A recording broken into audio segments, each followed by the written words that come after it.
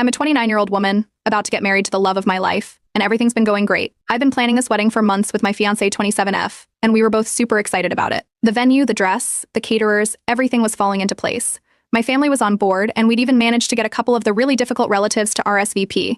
I felt like everything was finally coming together after all the craziness leading up to it. But that was before I had the conversation with my dad 55M. We've always had a bit of a complicated relationship, to say the least.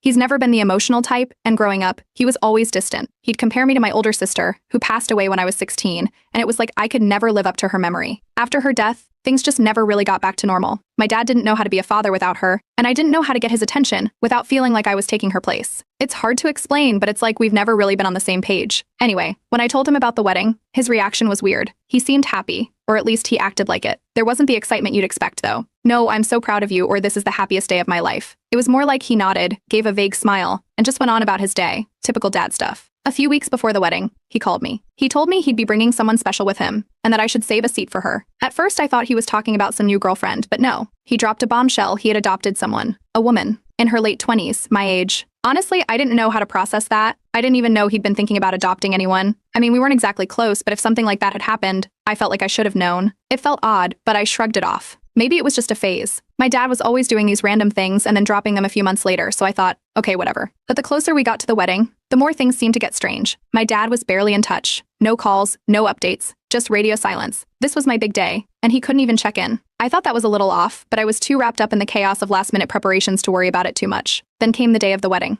I had 1,000 things on my mind. The flower arrangements were running late, the caterer was calling me every 5 minutes, and my bridal party was scrambling to get everything together. My dad? Nowhere to be seen. Not a single call or text. The wedding was hours away, and I hadn't heard from him. But I didn't want to panic. I told myself he'd show up. He had to, right? The ceremony was about to start, and I was waiting in the back, trying to gather my thoughts, when I saw him. My dad walking in with this woman, the one he had adopted. I froze. My stomach dropped. But what really got to me was what happened next. My dad walked straight to the front of the room, right to where my sister's old seat was. My late sister, the one I could never live up to, the one who had always been in the spotlight, had her seat saved for special occasions. My dad had this seat reserved for her at family events, and it had been left empty ever since she passed away. But that day, he didn't just walk to the seat, he sat her down in it. The new daughter. Like it was nothing.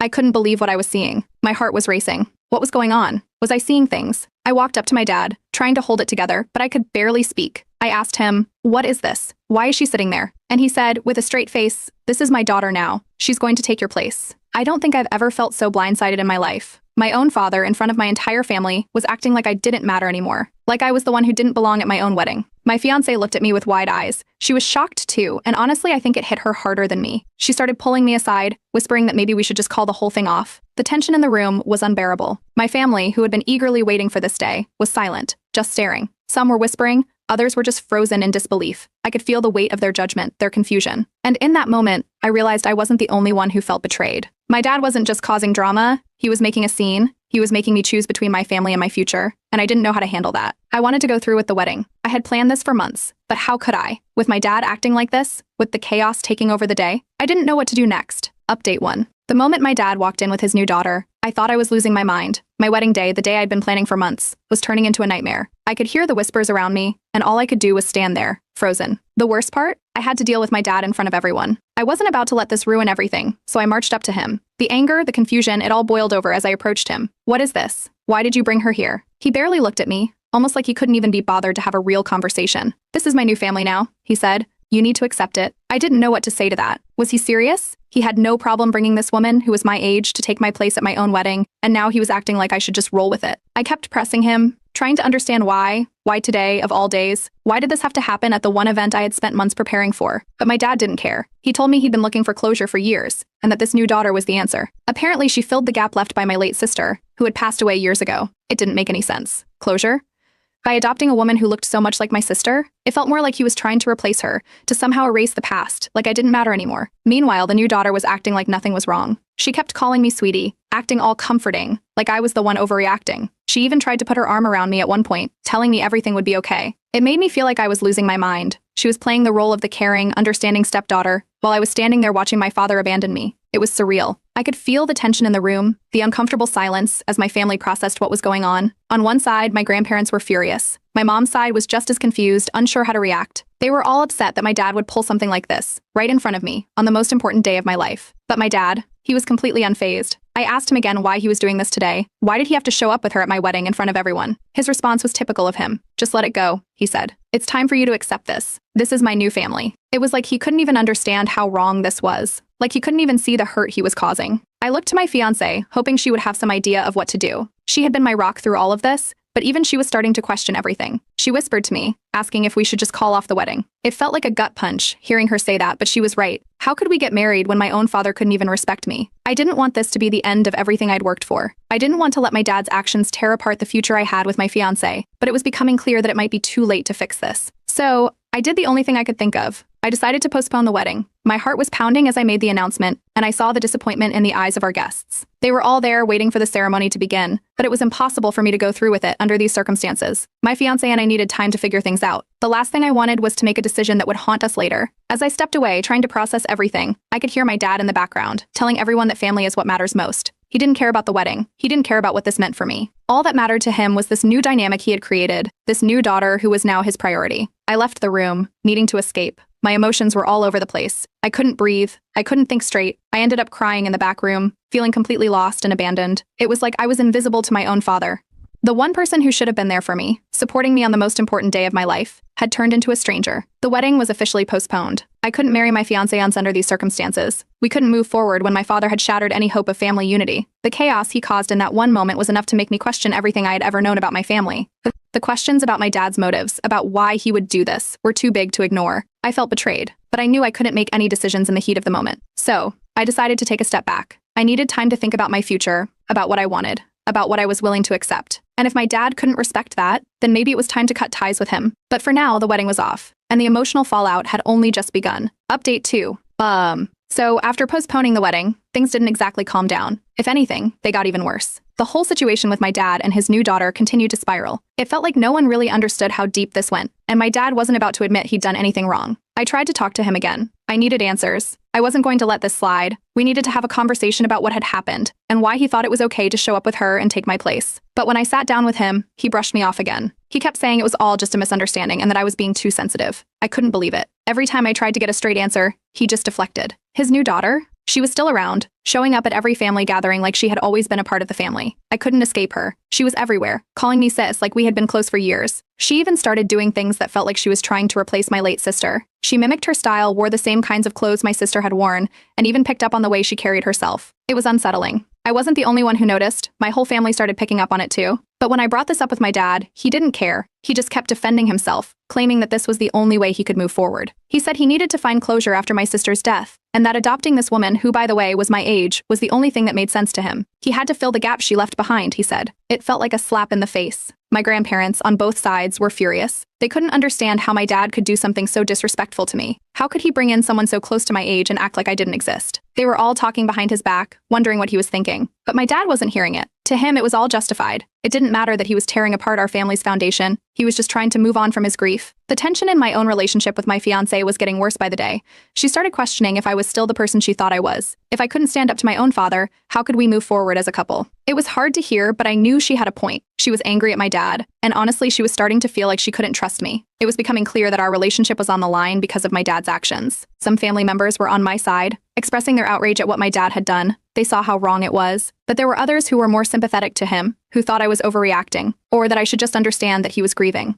They couldn't see that it wasn't just about my dad's grief, it was about respect, boundaries, and my place in this family. It wasn't just my fiancé who was pushing me to do something. Some of my friends even suggested therapy for me and my dad. They said it might help us work through everything. My fiancé was on board with this idea, but when I brought it up to my dad, he refused. He said he didn't need therapy. He didn't think anything was wrong with his actions. He made it clear that he was sticking to his decision and there was nothing to fix. As the days went by, the situation with his new daughter only became more bizarre. She started showing up at family events wearing the same clothes as my sister, using the same phrases, and even mimicking her gestures. It was like she was trying to take on the role of my late sister. Every time I saw her, I couldn't shake the feeling that my dad was trying to replace her, and that was exactly what he was doing, trying to replace me too. I started talking with my fiancé more about what to do next. Should I continue to try to make things work with my dad, or should I just walk away? My fiance's patience was running out. She told me she wasn't sure if she could marry me if my dad kept disrespecting me like this. It felt like a breaking point. I wanted to be with her, but at the same time, I didn't know how to fix this family dynamic. How could I expect her to be okay with marrying into a family that was so divided, so broken? At this point, I knew I had to make a decision. My dad was never going to apologize for what he did. He might say he was sorry, but it was a half-hearted apology, as if he was just saying it to end the conversation. He told me he didn't realize how much his actions had hurt me, but still insisted that his new daughter was here to stay. He wasn't about to change, and I knew it. So it came down to a choice. Do I stand up for myself, or do I continue trying to salvage my relationship with a man who clearly didn't care? I didn't know if I was strong enough to cut him out of my life for good. But how could I continue pretending everything was fine when it clearly wasn't? The wedding was still on hold, and I was stuck in this strange limbo. The tension between me and my dad, between me and my fiancé, was growing by the day. I wasn't sure what the future held, but I knew that whatever decision I made, it would change everything. And I had to figure out if it was worth fighting for the family that had already turned its back on me. Update 3. So,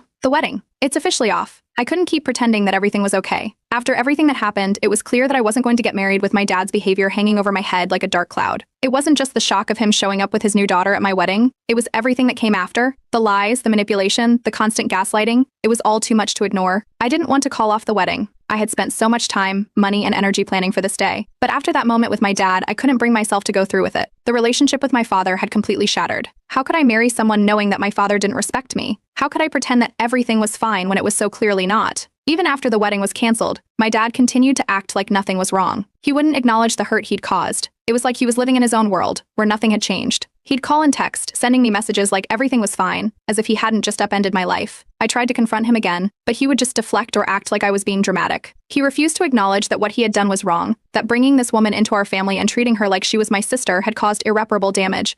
As if that wasn't enough, my relationships with my other family members started to become strained. Some sided with me, seeing how disrespectful my dad's actions were, but others started blaming me. They said I should have handled the situation differently, that I should have tried harder to understand my dad's grief. It felt like I was stuck between two worlds, those who supported me and those who sided with my dad's actions. But at the end of the day, it was hard to ignore the fact that my dad was the one who had done the most damage, and I wasn't ready to forgive him. I decided to start therapy to help me process everything that had happened. I needed to understand why my dad had acted the way he did, and I needed to figure out how to deal with the fallout. The therapy sessions helped to some extent, but the more I talked about my dad's behavior, the more I began to realize how emotionally manipulative he had always been. It wasn't just this incident, it was years of him pushing me aside, comparing me to my late sister, and never truly being there for me. I was just now seeing it all clearly, and it was a tough pill to swallow. My fiancé, though, was starting to question everything. She felt betrayed by my dad, and even more than that, she was unsure if she could continue our relationship. She didn't feel like she could trust me anymore, especially since I hadn't stood up to my dad more forcefully. She was right to question everything. I had been so caught up in trying to maintain some semblance of normalcy with my dad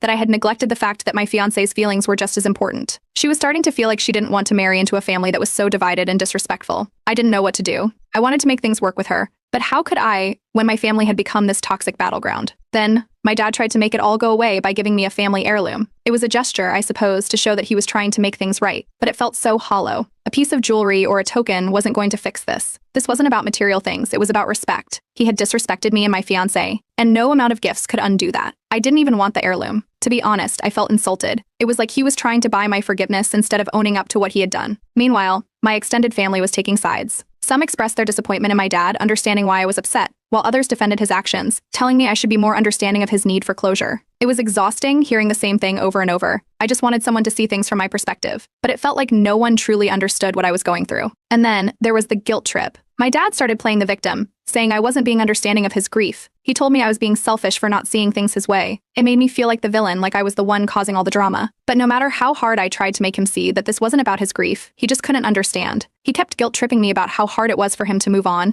and that I should be happy he had found someone who made him feel whole again. I wasn't sure what to do anymore. My fiancé and I tried couples therapy, but things were tense. The tension between me and my dad, and the pressure for my fiancé to choose between her and my family, were taking their toll on both of us. She wasn't sure she could continue with the wedding, and I wasn't sure I could ask her to. But every time I tried to make a decision, it felt like my dad was still pulling the strings, still making me feel like I was the one who had to fix everything. The new daughter's role in all of this was only growing. She continued to show up at family events, acting like she belonged there, slowly taking over the space my late sister had occupied. It felt like my dad was erasing the memory of my sister and replacing it with this woman. It was unsettling. I didn't know how to stop it, and every day it felt like my place in the family was slipping further away. At this point, I knew I had to make a decision. Did I cut ties with my dad for good, or did I accept him and his new family, flaws and all? I couldn't keep living in limbo, torn between my dad and my fiancé. Something had to give. But what? Update 4. The fallout from the wedding was far worse than I could have imagined. The drama from that day didn't just end when I called off the wedding, it spread throughout my entire family, and it felt like it was never going to stop. People started talking, gossiping behind my back, and soon enough, my family had split into two sides. Some supported me, seeing how wrong my dad's actions were. Others, though, sided with him, trying to justify his behavior because of his grief. The whole situation was like a never-ending storm, and I was stuck in the middle of it. As the weeks dragged on, things started to deteriorate further. My fiancé, who had stuck by me through all the chaos, reached her breaking point. The tension between my family and me, the constant stress, and my inability to fix the situation was too much for her. She told me that she couldn't live in this tension anymore. The idea of marrying into a family that had treated me so poorly was too much for her to handle. We broke up. It was the hardest thing I've ever had to do. I loved her, and I still do. But when your own father treats you like you don't matter, when he replaces you with someone else, it changes everything. The relationship couldn't survive that.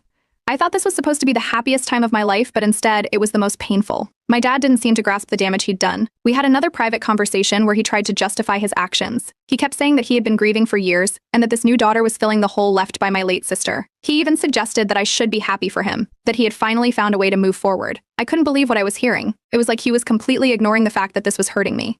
He never even considered how his actions were affecting my life, my relationships, or my future. The more he tried to push this new daughter onto me, the more isolated I felt. I didn't know where I stood anymore. Did I still matter to him? Or was I just an afterthought? It felt like I was being replaced, that the daughter he had adopted was the one who mattered now, not me. And as much as I tried to keep the peace, I couldn't ignore that this was a situation I couldn't accept. This new daughter, too, was becoming more and more involved in the family. She was attending family events, showing up at holidays, and every time I saw her, I felt like my place in the family was slipping away. It wasn't just about her presence, it was about the way she was being treated like my sister, like she was the one who had always been a part of our family. My mom and stepmom reached out to me, both furious at my dad's actions. They couldn't understand how he could replace me like that, how he could bring this woman into our lives and act like she belonged. They both wanted to support me, but at the same time, they didn't want to get caught in the crossfire of my dad's manipulations. It was hard for them too, because they knew that standing up to him meant facing the full force of his anger. After a lot of back and forth, my dad finally agreed to therapy. But when we went, it was clear he wasn't open to changing. He was still wrapped up in his grief, still seeing everything through that lens. To him, I was just supposed to accept the new family he had created and move on. But no matter how hard I tried to explain that I couldn't just forget what had happened, he refused to see it. Therapy didn't fix anything. It felt like he was going through the motions, but he wasn't really interested in making things right. Friends and family had told me to cut my dad out of my life. They couldn't understand why I had allowed things to go this far, why I hadn't made the decision sooner to walk away. But it wasn't that easy. And cutting ties with your own father, no matter how toxic the relationship is, isn't something you do lightly. And so I kept trying to salvage what I could. But as the weeks went by, it became harder and harder to hold everything together. Then I reached my breaking point. A few weeks later, I had a complete emotional breakdown. I was lost. I didn't know who I could trust anymore. My family was divided, and the one person I thought I could always count on, my dad, was the person who had hurt me the most. I felt betrayed,